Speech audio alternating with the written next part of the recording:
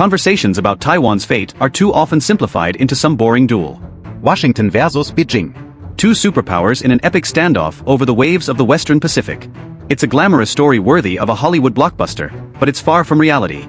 True power in the region is determined not by diplomatic summits and grandiose statements, but by what's already sailing the seas. The steel hulls of ships, the squadrons of fighter jets on deck, the crew's music. Constantly searching for underwater threats and guarding key maritime arteries. In the opening hours of any major conflict, the outcome will be decided not by reinforcements arriving in a week, but by the forces already deployed with their turbines running, radars activated, and aircraft ready to soar over disputed waters. This is where Japan emerges from the shadows.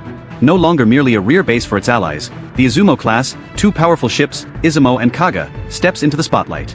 These two ships, the Izumo and Kaga, have evolved from helicopter carriers into fully-fledged aircraft carriers capable of carrying up to 28 aircraft, music, including the American F-35B vertical takeoff fighter jets. These aren't just floating platforms with flight decks. They embody music, a quiet but radical transformation. Japan is becoming an independent player in deterrent strategy capable of projecting air power thousands of kilometers from its shores.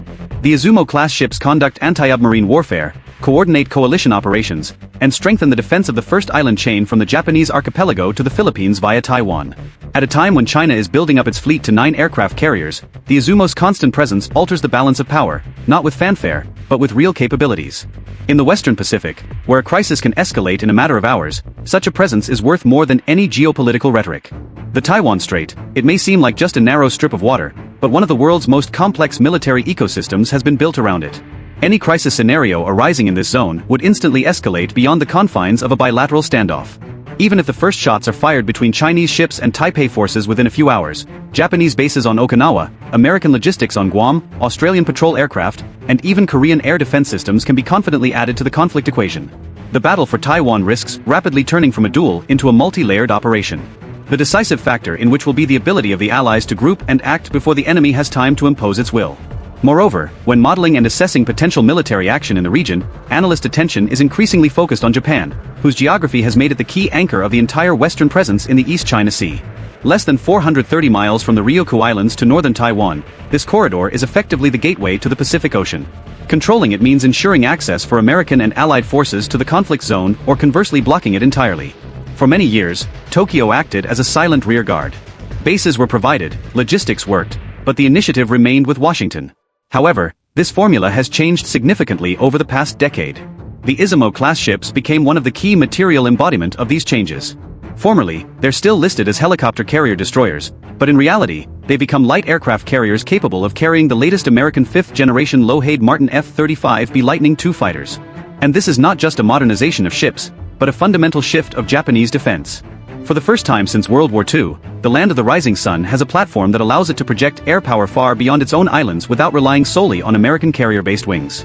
For Beijing, this fundamentally disrupts its plans as any operation against Taiwan must now take into account not only a US response, but also the immediate intervention of regional allies. And the Izumo class has become one of the most dangerous elements of the new deterrence architecture.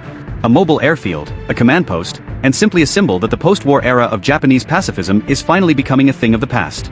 Although the terminology Japan inherited from post-war restrictions has left a toxic mark on the word aircraft carrier, anyone who sees the silhouette of Izumo will immediately understand that before them is definitely not a destroyer in the classic sense, but a full-fledged light aircraft carrier with a displacement of over 26,000 tons.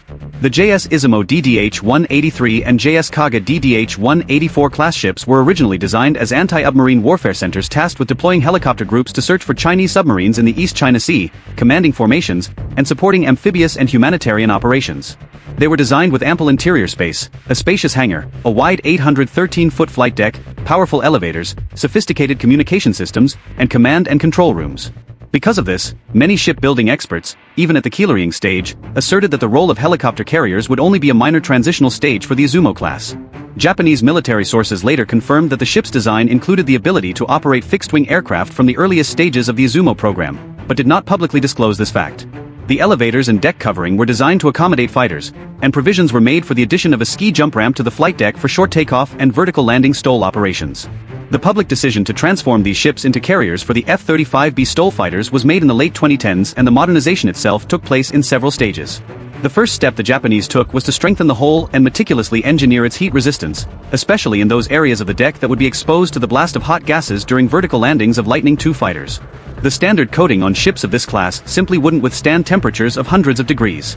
The bow shape is also changed, replacing the trapezoidal bow of Izumo with a distinctive square configuration reminiscent of the US Navy's Americas amphibious assault ships. Changes to the flight support systems followed. Specialists thoroughly redesigned the fuel lines to accommodate jet-grade aviation kerosene, modernized ammunition storage facilities, and installed new communications equipment compatible with the American Link 16 data exchange network and advanced fifth-generation protocols. In essence, the ship was carefully integrated into the same digital ecosystem in which the US Navy's aircraft carriers operate today. Particular attention was paid to logistics within the hangar. Elevators designed for Sikorsky SH-60K Seahawk helicopters manufactured under license by Mitsubishi were modified to accommodate the heavier and larger F-35B fighter jets. Maintenance areas with American equipment as well as storage areas for specialized spare parts and air-to-air weapons were added.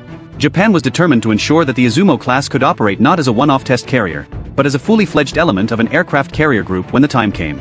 The ship's air wing can accommodate up to 28 VTOL aircraft.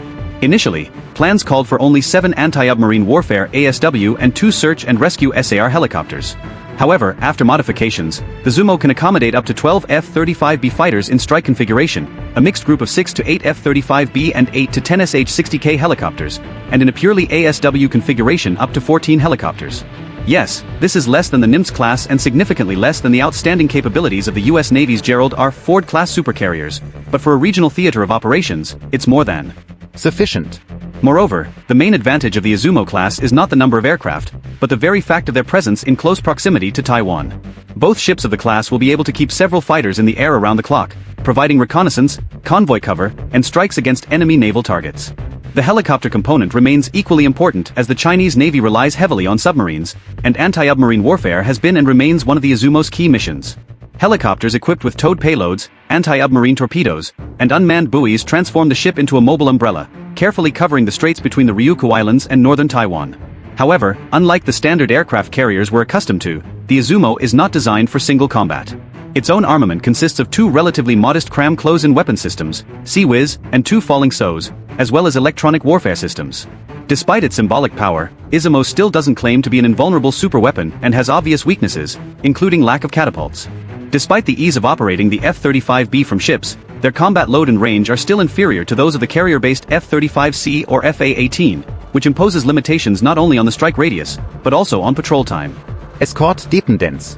A ship's own self-defense capabilities serve more as a last line of defense than as a full-fledged long-range air defense system, meaning the Izumo class relies heavily on Allied ships to protect it from Chinese DF-21D and DF-26 anti-ship ballistic missiles. Political factor. Despite the modernization of legislation, Japan's participation in real combat operations remains a sensitive and even painful topic for society. So any decision to deploy the F-35B from the Izumo will be a difficult political step for the authorities. And of course there's the issue of numbers. 2 ships is not a lot. And their loss or the incapacitation of even one of them will greatly reduce Tokyo's capabilities. Although Izumo is a Japanese project, its effectiveness cannot be considered in complete isolation from its allies. As in a real conflict, it would ultimately operate in close cooperation with American, Australian, and South Korean forces. Maya and Tago class destroyers with Aegis systems will form a long-range air defense perimeter. US P-8 Poseidon patrol aircraft will provide reconnaissance and data exchange, and bombers and tankers will be able to quickly deploy from Guam, significantly expanding the operational range of carrier-based F-35BS. Australia is capable of bolstering the anti-submarine and anti-ship capabilities of the entire armada.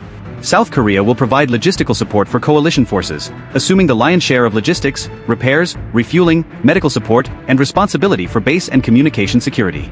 Thus, Izumo will become the heart of a multinational distributed force. Air defense, anti-submarine warfare, and reconnaissance will be built around it. And the ship will not so much fight itself as coordinate the actions of the others. A task assisted by the previously mentioned enormous command centers and extensive communications channels. For Beijing, this dispersal poses a serious problem as a strike on a single target will no longer have a decisive effect. The ship can be relocated and the data transferred to American amphibious assault ships. For Japan, the Izumo class represents a dramatic shift from island defense to power projection beyond its shores. Even one such vessel off the coast of Taiwan would radically complicate China's plans by shielding the deployment of American reinforcements, ensuring airspace control in a specific sector, and closing off underwater approaches to the island. The homeland of the cherry blossoms has received a multifunctional tool it has sorely lacked since World War II. A mobile airbase independent of Okinawa's vulnerable airfields. And it's precisely this ability to operate independently in the early days of a potential crisis that makes JSU and JS Kaga one of the most influential symbols of the Pacific Ocean's new military reality. You think IO can become a bridge between a country that vowed in 1945 never to project power again?